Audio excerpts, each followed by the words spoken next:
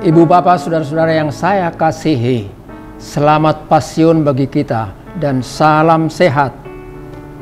Hari ini kita mengingat pengorbanan Tuhan Yesus di kayu salib. Kita akan mendengarkan dan mengikuti bagaimana ketaatan, pengabdiannya hingga kematiannya. Untuk siapa? Untuk kita semua, untuk manusia sepanjang zaman. Mari kita dengarkan firman Tuhan yang diperuntukkan untuk hari ini, tertulis dalam kitab Injil Lukas pasal 23, dimulai dari ayat 43 hingga ayat yang ke-48. Saya bacakan untuk kita semua. Kata Yesus kepadanya, "Aku berkata kepadamu, sesungguhnya hari ini juga engkau akan ada bersama-sama dengan aku di dalam Firdaus." Ketika itu hari sudah kira-kira jam 12, lalu kegelapan meliputi seluruh daerah itu sampai jam 3. Sebab matahari tidak bersinar, dan tabir bait suci terbelah dua. Lalu Yesus berseru dengan suara nyaring, "Ya Bapa, ke dalam tanganmu kuserahkan nyawaku." Dan sesudah berkata demikian, ia menyerahkan nyawanya. Ketika kepala pasukan melihat apa yang terjadi, ia memuliakan Allah, katanya, "Sungguh orang ini adalah orang benar."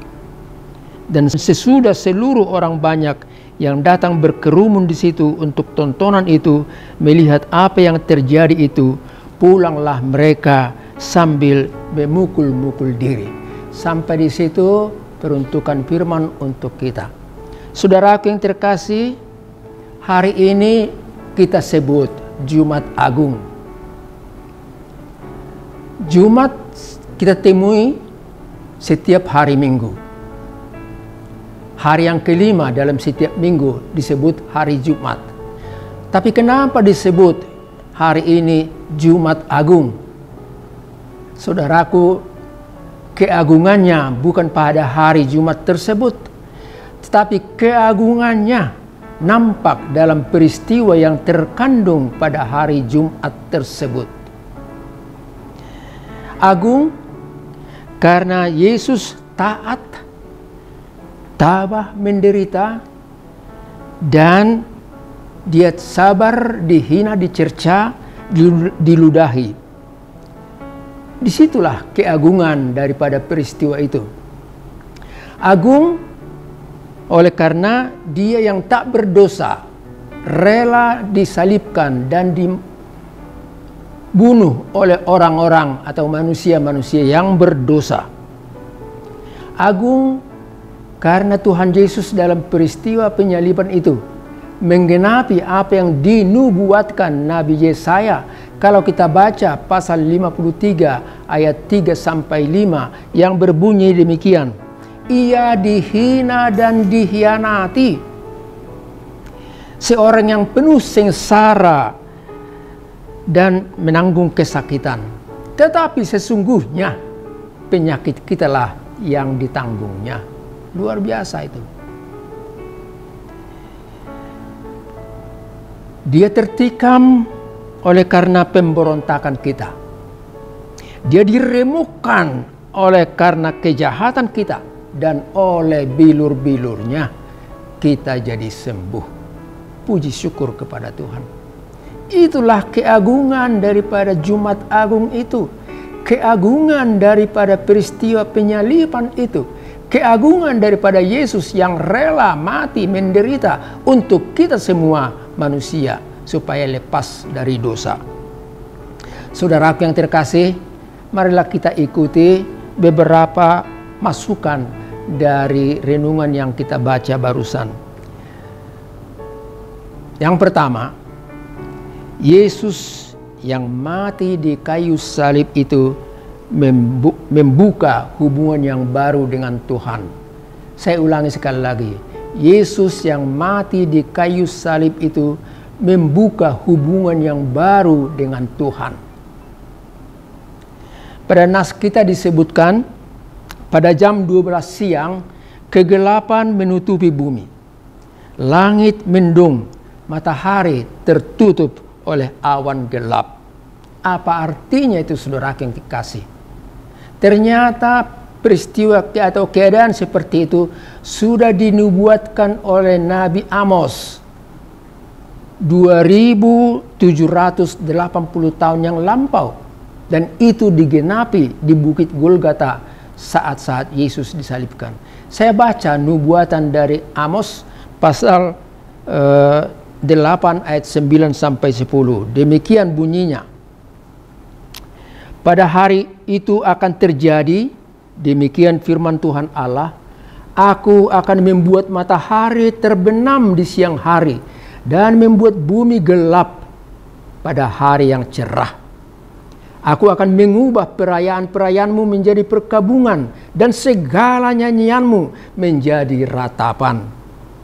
Aku akan mengenakan kain kabung pada setiap pinggang dan menjadikan gundul setiap kepala. Aku akan membuatnya sebagai perkabungan karena kematian anak tunggal, sehingga akhirnya menjadi seperti hari yang pahit. Itulah hal yang sudah dinubuatkan dalam kitab Nabi Amos itu, dan itu menjadi aktual dan menjadi nyata pada hari Jumat Agung penyaliban Tuhan Yesus. Saudara yang kekasih, tetapi selain itu, selain perkabungan itu, ada juga hal yang luar biasa yang boleh kita catat. Apa yang luar biasa itu? Dikatakan dalam firman tadi, tabir bait suci terbelah dua. Tabir bait suci terbelah dua. Artinya tempat yang maha suci yang hanya boleh dimasuki oleh imam besar satu kali dalam 1 tahun. Sekarang tabir itu sudah terbuka dan orang kita boleh setiap waktu ketemu menghadap Tuhan yang maha suci, maha kuasa itu. Kita boleh ketemu Tuhan dalam saat-saat kita beribadah minggu atau beribadah Jumat Agung. Kita boleh ketemu Tuhan saat kita berdoa di rumah, di kantor, di tempat kita bekerja. Dan itulah yang luar biasa, itulah hal yang baru dari peristiwa di kayu salib tersebut. Kasih yang agung itu digenapi yang sebelumnya sudah dikatakan dalam Yohanes pasal 3:16. Sedemikian besar kasih Allah akan dunia ini, sehingga dia mengaruniakan anaknya yang tunggal itu, supaya barang siapa yang percaya kepadanya tidak binasa, melainkan beroleh hidup yang kekal. Saudara, pemberitaan akan salib Allah itu merupakan kebodohan bagi banyak orang. Tetapi justru itulah berita penyelamatan bagi kita semua orang-orang yang beriman. Saudaraku yang terkasih, kita sampai kepada pesan yang kedua dari renungan hari ini. Salib menunjukkan sikap sabar dan tak melakukan pembalasan kepada setiap orang. Saya ulangi sekali lagi.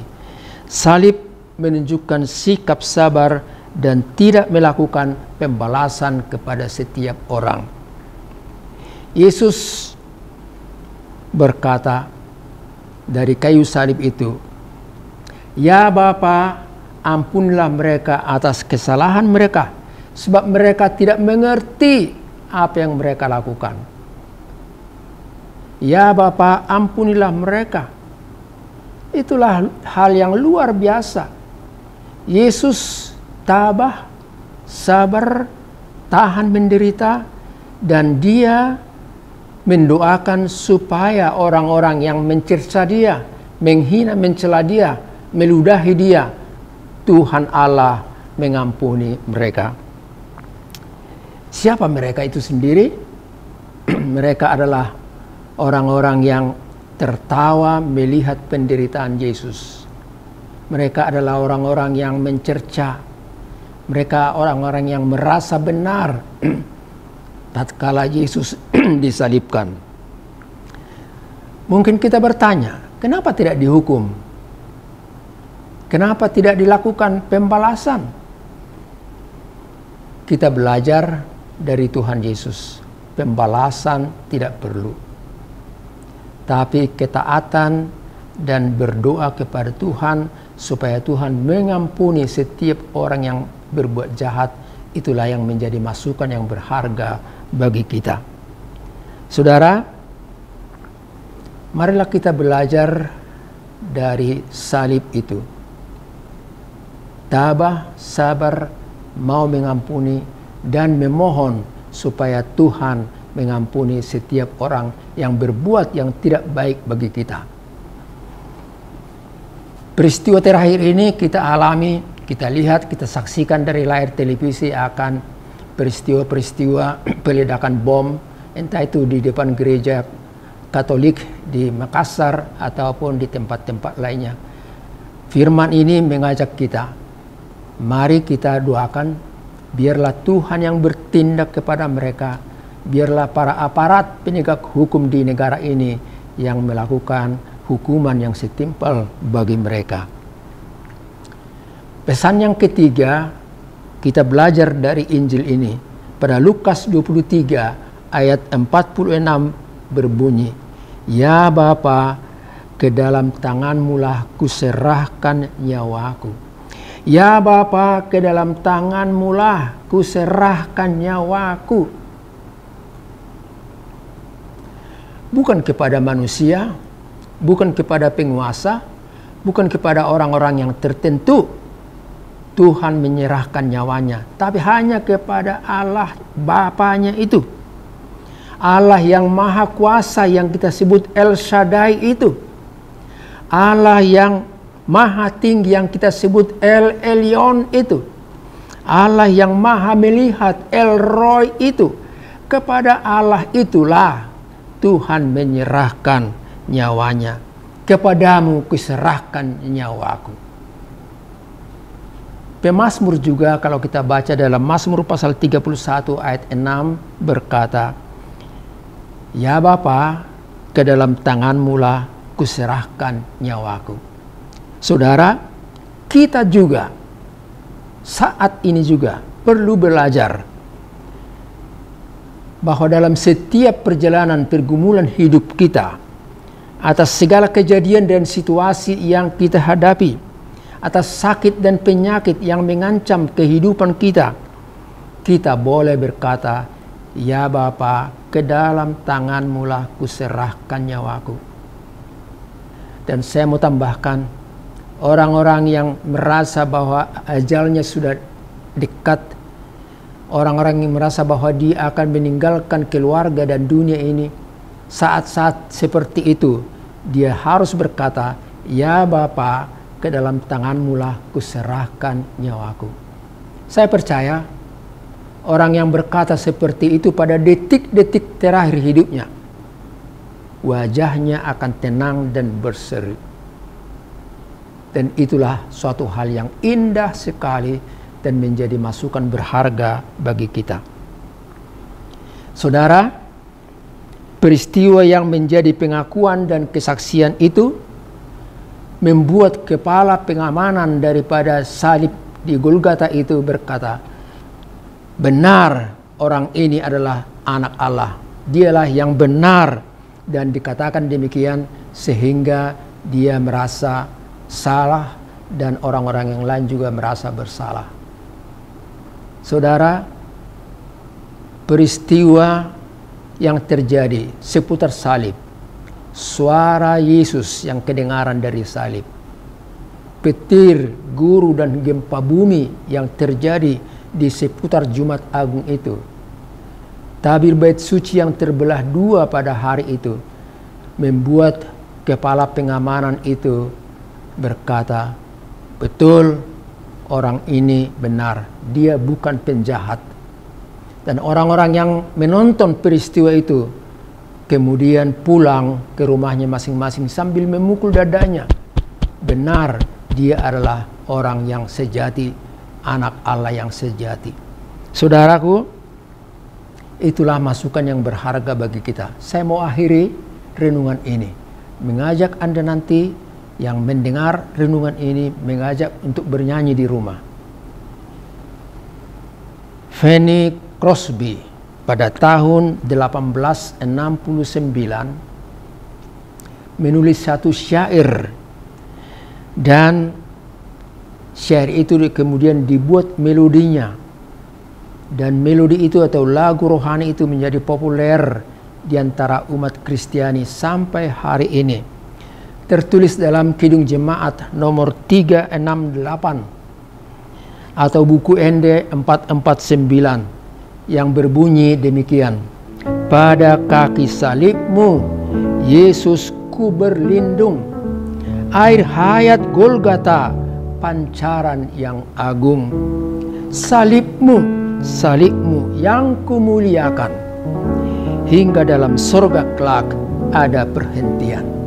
Dalam bahasa daerah dikatakan, Sai solhot tu silang mi, Yesus ingananku. Mual nama baur disi, ima inumoku. Silang mi tu hakki, ima pujioku, pai masugut saat au, i endehonoku.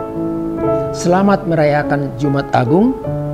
Mari ikuti protokol kesehatan kita, pakai masker, cuci tangan yang bersih, dan hindari kerumunan. Saya sampaikan kepada saudara-saudara yang telah menerima vaksin yang kedua, Tuhan memberkati Anda sehat, panjang umur, dan kita ketemu lagi untuk saat-saat yang akan datang. Amin. Mari kita berdoa. Terima kasih Allah Bapa Surgawi, firman-Mu menguatkan kami, bahwa kami dibimbing supaya tabah, sabar, walaupun saat-saat menderita dan menghadapi kematian pun. Biarlah ya Tuhan firman-Mu itu menjadi penolong bagi kami, penguatan bagi jiwa kami. Dalam hidup ini sungguh banyak aneka macam pergumulan hidup yang kami hadapi, tapi Tuhanlah yang menguatkan kami sebagaimana Tuhan Yesus dalam peristiwa di kayu salib itu. Kami berdoa untuk gereja-Mu, untuk bangsa dan negara kami, untuk pemerintahan kami. Kami berdoa untuk semua mereka yang sakit, yang opnam di rumah sakit, ataupun di tempat-tempat pembinaan, di tempat-tempat pengobatan untuk mereka karena terpapar COVID-19. Tuhan kiranya menolong mereka. Terima kasih Allah Bapa di sorga. Tuhanlah menyertai kami di dalam Kristus Yesus. Amin.